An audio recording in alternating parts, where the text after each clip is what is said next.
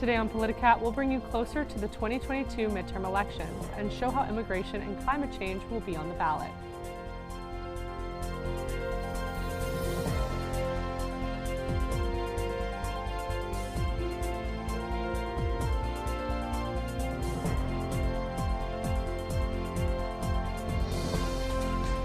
Good evening and welcome to Politicat Road to the Midterms, where every week we'll be discussing two hot-button topics that will likely influence the midterm elections. I'm Liz Caslow, and today we will be tackling immigration and climate change. In recent months, Republican governors Greg Abbott, Ron DeSantis, and Douglas Ducey have sent thousands of migrants to so-called sanctuary destinations to protest what they believe to be the Biden administration's lax stance on immigration policies. On September 14th, Illinois Governor J.B. Pritzker signed a disaster declaration, mobilizing 75 members of the National Guard after Texas Governor Abbott bused more than 500 migrants to Chicago. A recent Reuters and Ipsos poll found that Republican respondents ranked immigration as the second most important issue facing the United States after the economy. For respondents overall, it ranked as the third most important issue. Needless to say, the topic of immigration impacts millions, and both the Democrats and Republicans alike will be pushing this issue on the ballot box. Here to discuss this more in depth are Politicat's Toby Cubby and Simone Garber. Welcome to the show. So Simone, let's start with you. So how do political leaders' stances on this immigration topic influence the strategies they have to retain their constituents' votes? Yeah, thank you so much for having me, Liz. As I'm sure you're aware, last month, Florida Governor Ron DeSantis deployed approximately 50 migrants who had arrived on Florida soil to Martha's Vineyard, which is all the way up north in Massachusetts. This is just one instance of Republican leaders like DeSantis who are seeking re-election this November, transporting migrants to liberal-leaning states in the name of political strategy. Texas Governor Greg Abbott, who you mentioned, made a very similar move, transporting migrants to Kamala Harris's residence in Washington, D.C. Arizona Governor Doug Ducey also sent migrants to D.C. in addition to New York City and Chicago. So in order to engage their larger base of voters, most of whom support Trump-era policies on immigration, these Republican leaders are most likely going to continue outsourcing these individuals to these liberal-leaning states in protest of what they currently view as weak border security. Okay, so in what ways are political leaders at odds over immigration policy, and how will this contention play out in midterm results? Yeah, so the banter between Illinois Governor J.B. Pritzker and Texas Governor Greg Abbott is a prime example of this tension.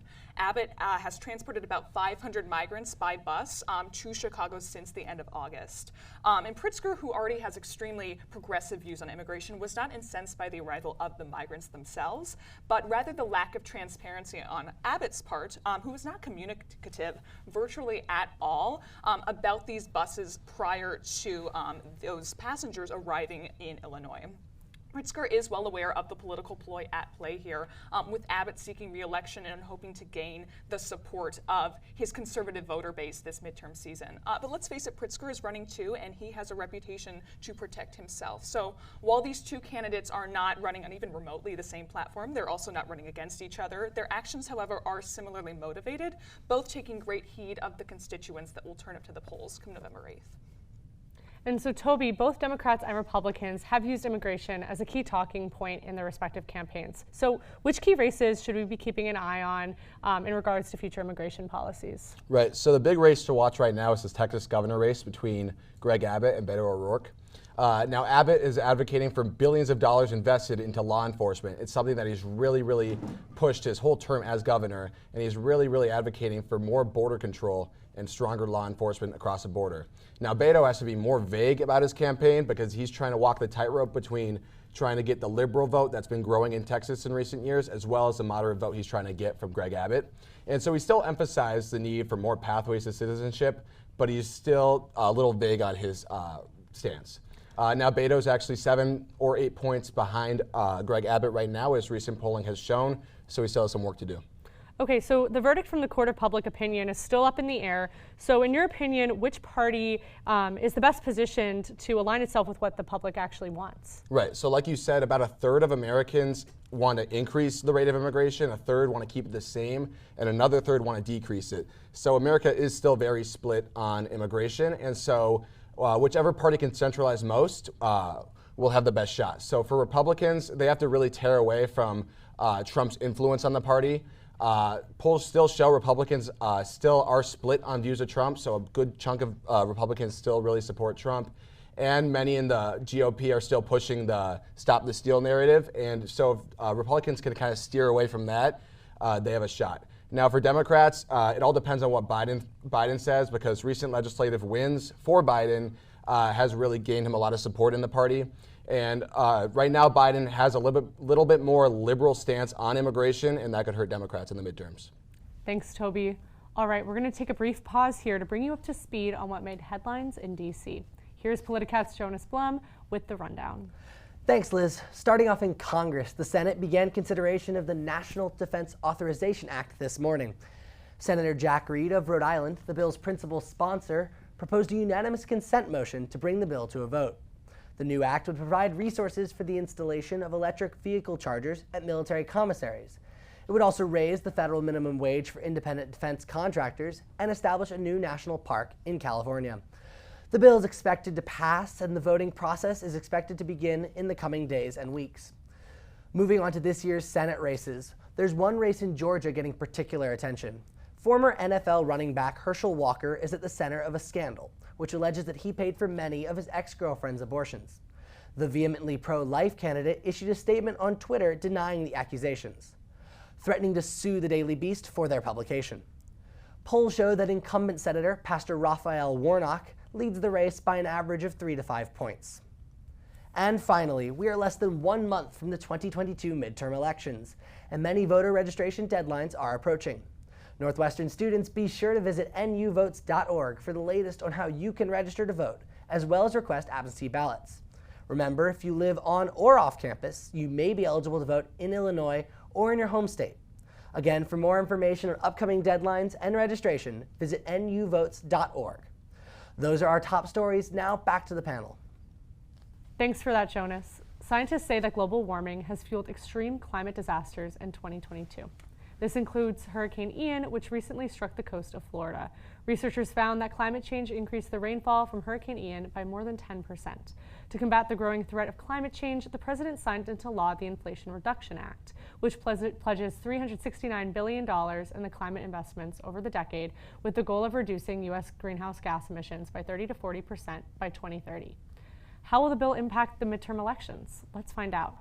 With us today are Politicat's Lance Wilhelm and Michaela Denault, who will be reporting on climate change as it pertains to the midterms. Thank you both for being here tonight. So Lance, let's start with you.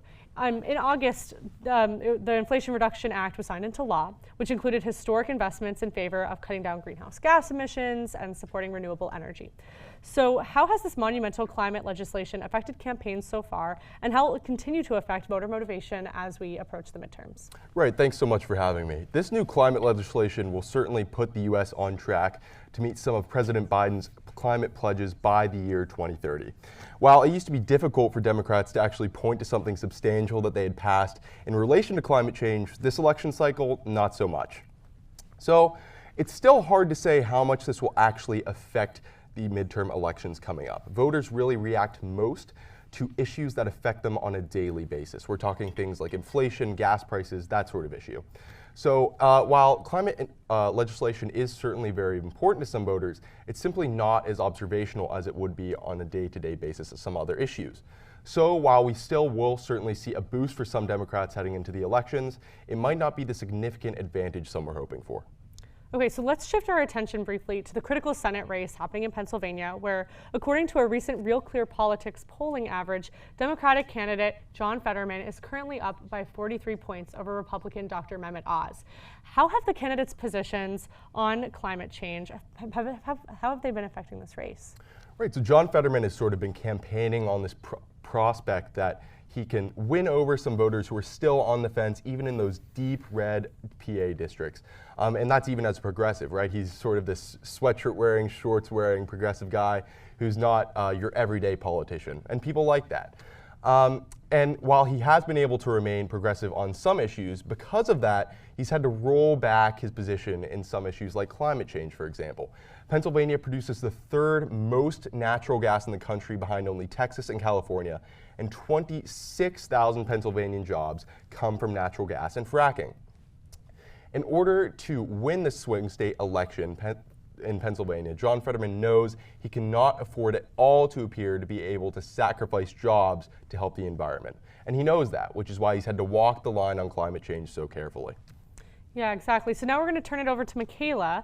So according to a recent Washington Post ABC News poll, 79% of Democrats versus 29% of Republicans think climate change is at least very important to their vote. With such a partisan divide among this issue, who have been some of the key players talking about climate change in their campaign agenda?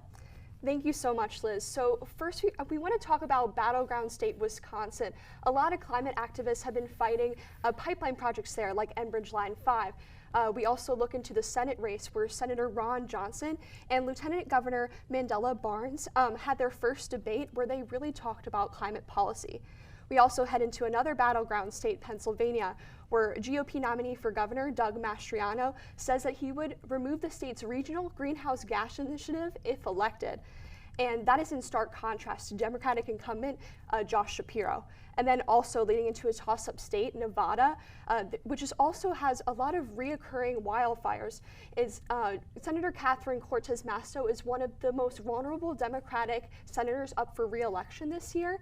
And opponent Adam Laxalt supports oil and gas drilling. So what we're really seeing here is a partisan divide, and climate policy could be affected.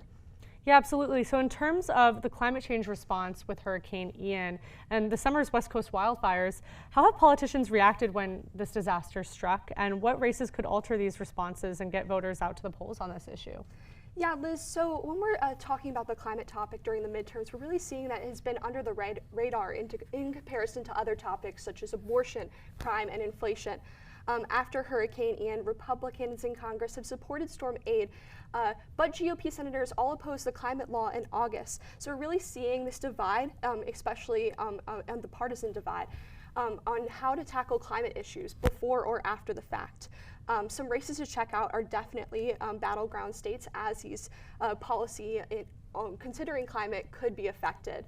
And lastly, voters really care about environmental injustice as climate change disproportionately impacts communities of color.